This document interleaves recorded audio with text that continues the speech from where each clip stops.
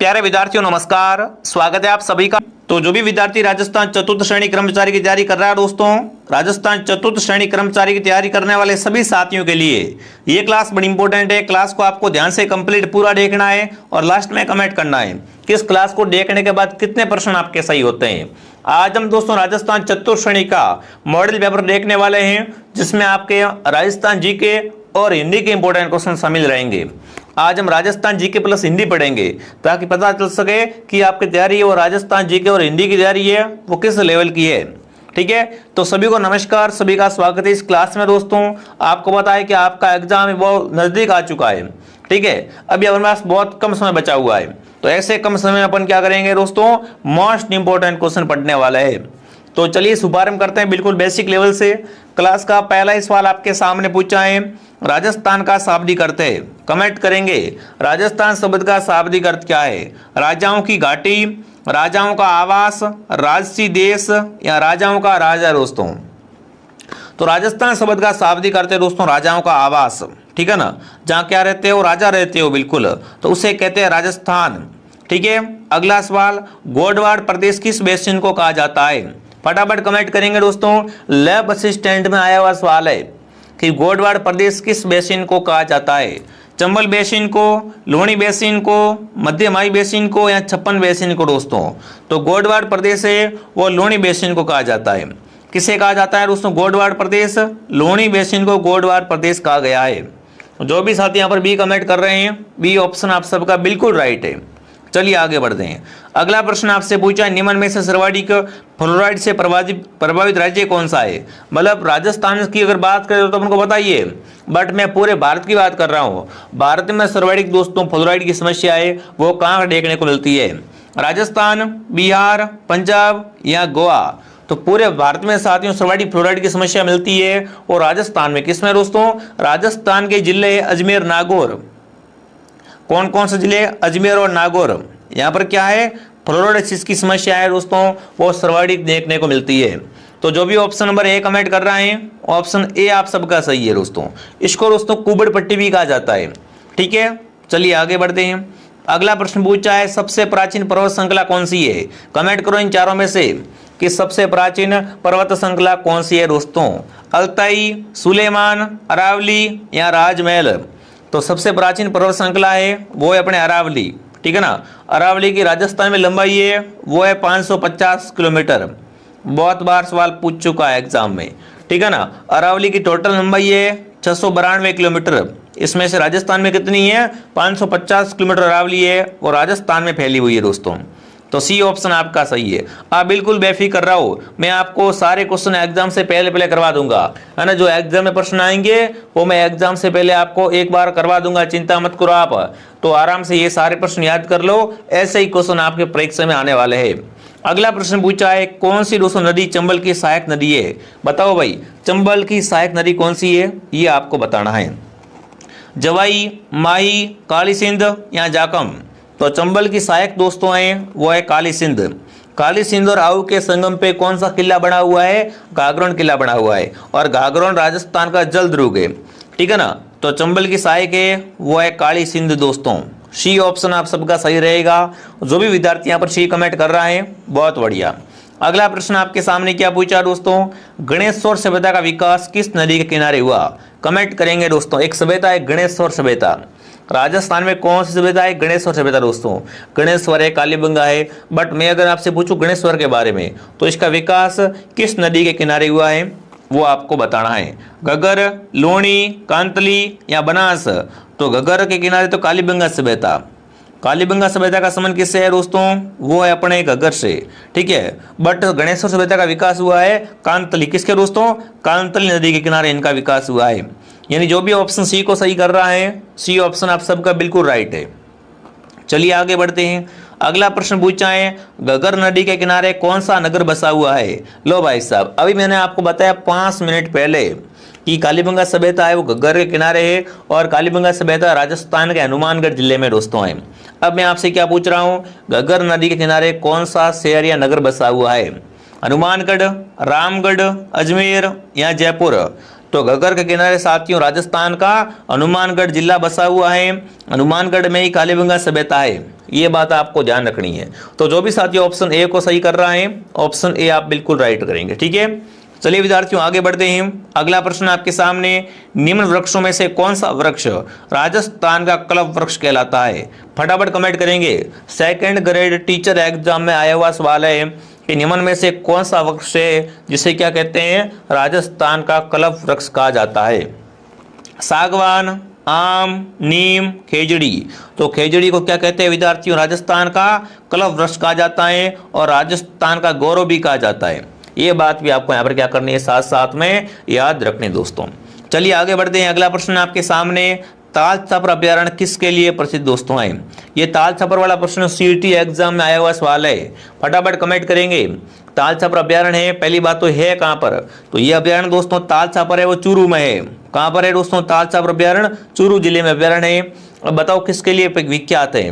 तो यहाँ पर क्या दोस्तों पाया जाता है, यहाँ पर काले हिरण पाए जाते हैं भाई साहब। जो भी काले हिरण कमेंट कर रहे हैं ऑप्शन सी आपका सही है, ठीक है ना।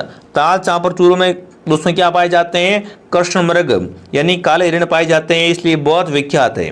चलिए आगे बढ़ते हैं। अगला प्रश्न आपके सामने, निम्न में से किस जिले में सेम की समस्या है? बताओ भाई, सेम की समस्या है वो किस जिले में देखने को मिलती है, वो आपको बताना है। लैब असिस्टेंट में आया हुआ सवाल है, पाली, अलवर, जयपुर, हनुमानगढ़। तो राजस्थान में सेम की समस्या मिलती है हनुमानगढ़ जिले में दोस्तों। कहाँ मिलती है? हनुमानगढ़ में सेम की समस्या है वो सर्वाधिक देखने को मिलती है। अगला प्रश्न दोस्तों पूछा है, ऊंट की खाल पर नक्काशी का कार्य कहलाता है? फटाफट कमेंट करेंगे दोस्तों। आपने बहुत सारे चित्र या फोटो देखे होंगे, आपने प्रैक्टिकल देखा भी होगा कि ऊंट पे क्या करते हैं विद्यार्थियों, एक विशेष डिजाइन तैयार की जाती है। ऊंट की खाल पर क्या करते हैं दोस्तों, स्वर्ण मीनाकारी कला की जाती है। तो उसे क्या कहते हैं दोस्तों, वो आपको बताना है। तो उसे कहते हैं उस्ता कला। उस्ता कला क्या है, ऊंट की खाल पे चित्र बनाना। और उस्ता कला है कहाँ की दोस्तों, उस्ता कला है बीकानेर की। उस्ता कला है वो बीकानेर की विख्यात है। ठीक है, तो जो भी ऑप्शन बी को सही कर रहा है, बी ऑप्शन आप सबका सही रहेगा दोस्तों। अगर आपको ये क्लास दोस्तों पसंद आ रही है तो क्लास को लाइक एंड सब्सक्राइब करें, ताकि आपको ऐसी क्लासें हैं वो हमारे पास से और भी आपको मिलती रहे। ठीक है, दिल्ली का प्रश्न पूछा है, चंद्रभागा पशु मेला लगता है? दोस्तों ये भी क्वेश्चन RS परी में आया हुआ सवाल है और थर्ड ग्रेड में आया हुआ क्वेश्चन है। तो फटाफट कमेंट करेंगे दोस्तों, चंद्रभागा पशु मेला कहाँ भरता है? जालरा पाटन, नागौर, राजसमंद या अजमेर दोस्तों। इस मेले को साथियों हाड़ौती का सुरंगा मेला कहा जाता है। ये मेला दोस्तों है ना, ये मालवी नस्लों के पशुओं की बिक्री के लिए बहुत फेमस है। ठीक है, बिल्कुल। अगर पूछे चंद्रभागा मेला कहाँ भरता है दोस्तों, तो चंद्रभागा पशु मेला भरता है जालरा पाटन में। कहाँ पर? जालरा पाटन झालावाड़ में भरता है। कब भरता है दोस्तों? कार्तिक माह की शुक्ल पक्ष से लेकर दोस्तों माघ शीर्ष कृष्ण पक्ष तक ये मेला भरता है। ये बात आपको ध्यान रखना है। ऑप्शन ए आप सबका सही है दोस्तों। ठीक है, अगला प्रश्न दोस्तों अनसा पूछा, शिवरात्रि का पशु मेला भरता है भरतपुर में, झालावाड़ में, अलवर में या करौली में दोस्तों। सीईटी ग्रेजुएशन में आया हुआ सवाल है कि शिवरात्रि का मेला कहाँ भरता है? तो शिवरात्रि का मेला भरता है दोस्तों करौली में। ठीक है ना, शिवरात्रि मेले का आयोजन कहाँ होता है? ये मेला करौली में भरता है दोस्तों। अगला प्रश्न पूछा, निम्न में से किस समूह में सभी शब्द है वो क्या है? व्यक्तिवाचक संज्ञा है। बताओ भाई, व्यक्तिवाचक संज्ञा कौन सी है? देखो अपन पहचान कैसे करेंगे दोस्तों, है ना। व्यक्तिवाचक संज्ञा के लिए दोस्तों क्या है, किसी शब्द में क्या होता है दोस्तों, शब्द में दोस्तों किसी व्यक्ति विशेष या वस्तु का बोध कराते हैं, उसे क्या कहते हैं दोस्तों, उसे कहते हैं व्यक्तिवाचक संज्ञा दोस्तों। ठीक है, बिल्कुल, कि वे दुनिया में एक ही वस्तु या व्यक्ति का बोध कराते हैं, उसे क्या कहते हैं विद्यार्थियों, बिल्कुल उसे कहते हैं व्यक्तिवाचक। तो यहाँ पर देखो सुरेश, गंगा, सोमवार व्यक्तिवाचक संज्ञा के उदाहरण हैं। जो भी ऑप्शन बी को सही कर रहा है, बी ऑप्शन बिल्कुल आपका राइट रहेगा। अगला पूछा, रामदेव जी के मेले का मुख्य नृत्य कौन सा है दोस्तों? रामदेव जी का मेला कहाँ भरता है दोस्तों? पोखरण जैसलमेर में भरता है। इस मेले को मारवाड़ का कुंभ कहा जाता है दोस्तों। ठीक है, रामदेव जी के मेले का मुख्य नृत्य है वो है तेरे ताल नृत्य। कौन सा दोस्तों नृत्य है? तेरे ताल नृत्य दोस्तों। रामदेव जी ने विद्यार्थियों कामड़िया पंथ की स्थापना की थी। रामदेव जी पंचपीरों में से एक है दोस्तों, और कामड़िया पंथ की महिला है वो रामदेव जी के मेले में कौन सा नृत्य करती है? तो वो करती है तेरे ताल नृत्य दोस्तों। ठीक है, आई बात समझ में सभी को? ऑप्शन ए आप सबका सही रहेगा। अगला पूछा है दोस्तों, किस लोकनायक के मेले को सांप्रदायिक सद्भावना का प्रतीक माना जाता है? मतलब ऐसा कौन सा मेला विद्यार्थियों जिसको सांप्रदायिक सद्भावना का प्रतीक माना जाता है? तो देखिए बाबू जी का मेला, गोगा जी का मेला, तेजा जी का मेला, रामदेव जी का मेला विद्यार्थियों। तो रामदेव जी का मेला जो भरता है दोस्तों, उसमें हिंदू भी आते हैं, मुस्लिम भी आते हैं, इसलिए इसे क्या मानते हैं दोस्तों, इसलिए इसे सांप्रदायिक सद्भावना का प्रतीक माना जाता है। जो भी रामदेव जी कमेंट कर रहे हैं, रामदेव जी आपका सही है। अगला पूछा है किस हिंदू माह में गणगौर का त्यौहार आता है। कमेंट करेंगे दोस्तों, गणगौर का त्यौहार आता है वो किस महीने में आता है। चैत्र में आता है, वैशाख में, फाल्गुन में या श्रावण में। तो गणगौर दोस्तों हैं वो बिल्कुल आपके पूछे, अगर आपसे गुलाबी गणगौर दोस्तों हैं वो नाथ द्वारा की है, ठीक है। अगर आपसे पूछे गणगौर का त्यौहार कब आता है दोस्तों, ये आता है चैत्र के महीने में। कब आता है, चैत्र माह की शुक्ल तृतीया को क्या आता है दोस्तों, गणगौर का त्यौहार आता है। अगला पूछा है राजस्थान के किस जिले में पतरमा रोली मनाई जाती है। लैब असिस्टेंट ज्योग्राफी में आया हुआ सवाल है, फटाफट कमेंट करेंगे कि भाई पतरमा रोली कहाँ मनाई जाती है दोस्तों। तो राजस्थान में पतरमा रोली के लिए एक अपना जिला है बाड़मेर जिला दोस्तों। बाड़मेर है वो क्या है राजस्थान में दोस्तों, पतरमा रोली के लिए बहुत फेमस है, ठीक है। आगे बढ़ते हैं। अगला सवाल हिंदी से पूछा है। हिंदी से क्या पूछा है, निम्न में से कौन सी भाववाचक संज्ञा है। यहाँ पर क्या करना दोस्तों, आपको भाववाचक संज्ञा बतानी है। अब देखो भाववाचक संज्ञा कैसे पहचान करेंगे दोस्तों, तो देखिए इसकी व्याख्या अगर अपन करें तो भाववाचक संज्ञा दोस्तों केवल क्या है, केवल स्पर्श या महसूस होती है, जैसे व्यक्ति, पदार्थों के गुण, धर्म, अवस्थाएं आदि का बोध कराती है दोस्तों। बचपन दोस्तों यहाँ पर क्या है अपना, बचपन दोस्तों शब्द क्या है, भाववाचक संज्ञा है दोस्तों, ठीक है ना। जो बच्चा शब्द में पन प्रत्यय लगाने से निर्मित हुआ है, ठीक है। तो यहाँ पर क्या रहेगा उत्तर, बचपन ऑप्शन आप सबका सही रहेगा। अगला प्रश्न पूछा है दोस्तों, विवाह के दूसरे दिन वर पक्ष द्वारा नव दंपति के लिए आशीर्वाद समारोह रखते हैं या प्रतिभोज रखते हैं, उसे क्या कहते हैं दोस्तों। जब क्या होता है दोस्तों, बिल्कुल विवाह संपन्न हो जाता है, उसके बाद नव दंपति होता है ना, उनके लिए आशीर्वाद समारोह रखते हैं, उसमें सब आस पड़ोस के गांव वाले सब आते हैं और प्रतिभोज रखा जाता है, तो उसे कहते हैं बड़ार भोज। क्या कहा जाता है दोस्तों, उसे बड़ार भोज कहा जाता है। आणो कु क्या होता है दोस्तों, कु होता है बिलों का घर, ठीक है। ओलंदी क्या होता है दोस्तों, ओलंदी है नववधु के साथ जाने वाली स्त्रियां, लड़की। और आणो क्या होता है, आणो दोस्तों नववधु को पहली बार बिल्कुल लेने जाना, तो उसे कहते हैं आणो, ठीक है। तो यहाँ पर आएगा बड़ार। अगला पूछा बड़ार भोज किस अवसर पे रखते हैं। अभी मैंने आपको बताया था कि बड़ार भोज है वो कब रखते हैं विद्यार्थियों, बड़ार भोज का अन्य नाम दोस्तों क्या है, बरोटी भोज भी है। इसे दोस्तों बरोटी भोज भी कहा जाता है, बरोटी भोज कहा जाता है दोस्तों।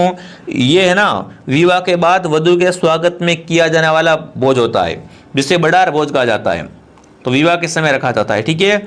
अगला सवाल दोस्तों, तगड़ी पहनी जाती है। तगड़ी जो पहनी जाती है वो कहाँ पहनी जाती है दोस्तों, तो तगड़ी है वो कमर में, कहाँ पर,